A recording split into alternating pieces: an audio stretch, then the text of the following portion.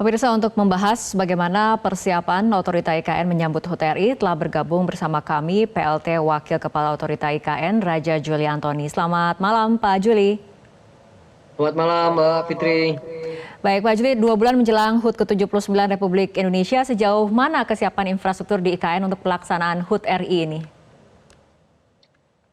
Ya, seperti yang sudah disampaikan oleh Pak Presiden Jokowi tadi, jadi pada dasarnya upacara bendera 17 Agustus tahun ini adalah upacara bendera transisi. Dalam bahasa saya, kita mengucapkan selamat datang kepada IKN, tapi juga memberikan pesan agar jangan lupakan Jakarta. Nah, insya Allah akan kita selenggarakan dengan hikmat, penuh kesederhanaan, ya. Dan itu tadi dikatakan ini akan hybrid. Pak Menko PMK sudah mengumumkan juga bahwa nanti Pak Jokowi bersama Pak Prabowo akan ada di IKN, Kiai Ma'ruf dan Mas Wapres, Mas Gibran nanti akan ada di Istana Merdeka. Jadi nanti secara teknis tentu tim sedang bekerja agar apa yang terjadi di IKN pada bersamaan apa yang terjadi di Istana Merdeka dapat dinikmati ya oleh rakyat melalui layar TV maupun melalui media sosial. Oke, jadi sudah dikonfirmasi bahwa perayaan HUT RI nanti akan digelar di 2 lokasi, Istana Negara dan juga IKN. Tapi kenapa ya kemudian belum bisa berlangsung sepenuhnya di IKN? Ya, tadi Pak Jokowi sudah merefer juga, Mbak, bahwa keputusan Presiden tentang pemindahan ibu kota ini belum dikeluarkan, ya. Dan Pak Jokowi juga menjelaskan tadi bahwa ini adalah upacara transisi tadi, ya. Jadi bagaimana kemudian 2 istana yang kita miliki ini, ya, yang akan memiliki nilai historis ini, tetap ditempatkan secara proporsional, ya, sehingga pada tahun berikutnya, ya, pada ketika nanti Kepres tentang pemindahan ibu kota ini sudah ditandatangan, insya Allah kita akan upacara penuh di KN. Oke, untuk tamu yang akan diundang, yang sudah terkonfirmasi siapa saja yang akan diundang, berapa orang yang kemudian akan datang dalam upacara, terutama di IKN, untuk kemudian menyesuaikan dengan kondisi di IKN? Secara informatif nanti akan disampaikan oleh yang berwenang, yaitu teman-teman dari Kementerian Sekretaris Negara, ya. Siapa saja akan diundang di Jakarta, siapa aja akan diundang di IKN, ya. Tapi tadi kita ingin mengapresiasi semua yang hadir, yang di IKN kita hadir Pak Prabowo dan Pak Jokowi, namun juga di Jakarta tidak kalah hormatnya Kiai Ma'ruf sebagai Wapres dan Mas Gibran sebagai Wapres terpilih juga tetap hadir di Istana Merdeka. Begitu juga Menteri, nanti sebagian ada di Jakarta, ya, sebagian ada di IKN. Jadi semua tamu adalah tamu terhormat, tamu negara, ya, dan oleh karena itu kita berdoa berharap agar upacara ini akan berjalan dengan baik, di 2 kota ini berjalan dengan baik. Oke, karena perayaan HUT RI ini akan dilakukan 2 lokasi di saat yang bersamaan, artinya skema ataupun teknis pelaksanaannya akan seperti apa Pak Juli? Nah, ini bagian dari yang masih sedang digodok, ya, sekaligus mesti ada elemen of surprise-nya, ya.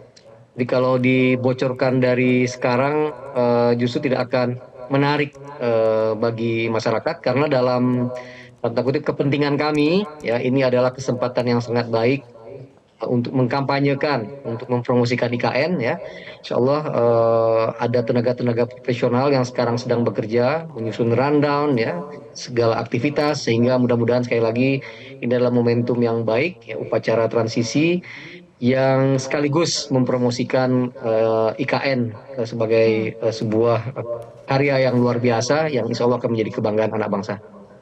Untuk upacara bendera sendiri kan seharusnya ada di ibu kota negara seperti itu. Artinya dengan adanya pelaksanaan di 2 lokasi ini, apa kemudian pesan yang disampaikan atau artinya seperti apa?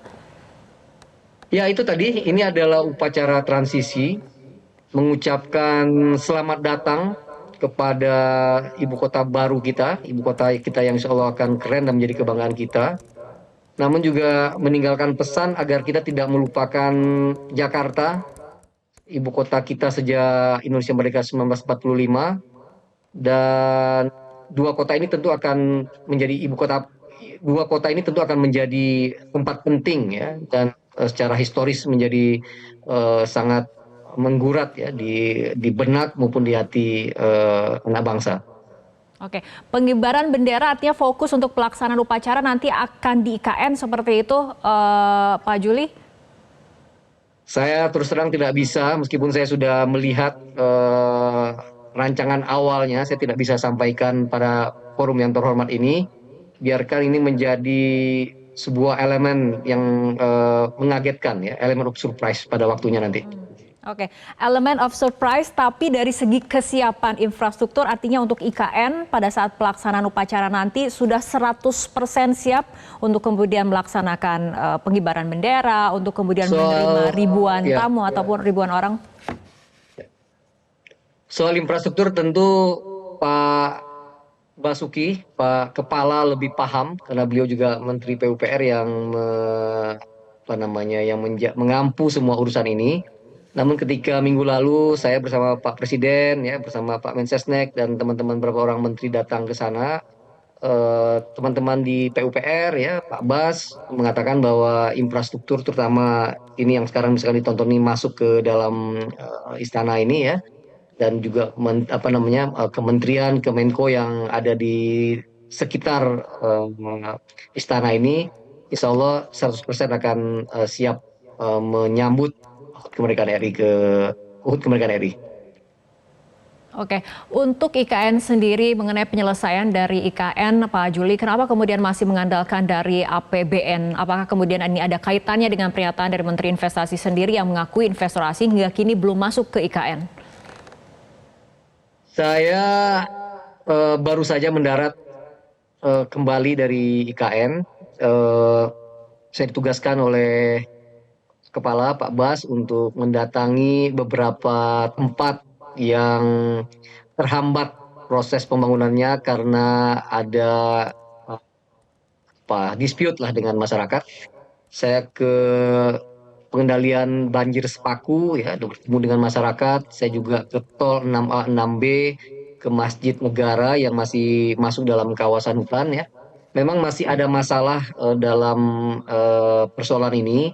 Namun seperti yang diarahkan oleh Pak Presiden Joko Widodo, pembangunan pada dasarnya harus bersifat inklusif dan dalam konteks itu rakyat tidak boleh dirugikan. Jadi kami sedang mencari paket penyelesaian persoalan ini yang win-win solution.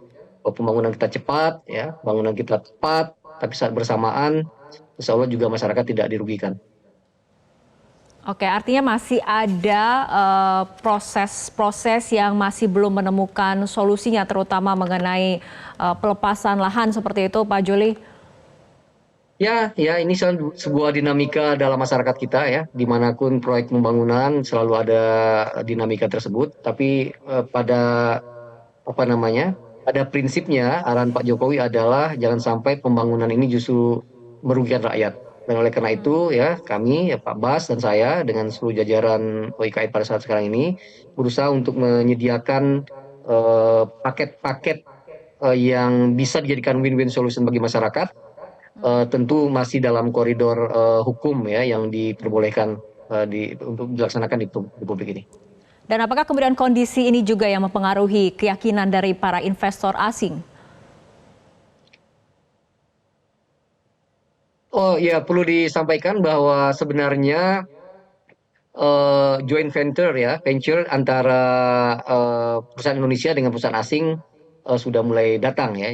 Memang meskipun belum murni penanaman modal asing ya, tapi interest itu udah ada. Misalkan minggu lalu Pak Jokowi melakukan groundbreaking di sebuah site yang dipelopori oleh Pertamina dan Bakri Group ya.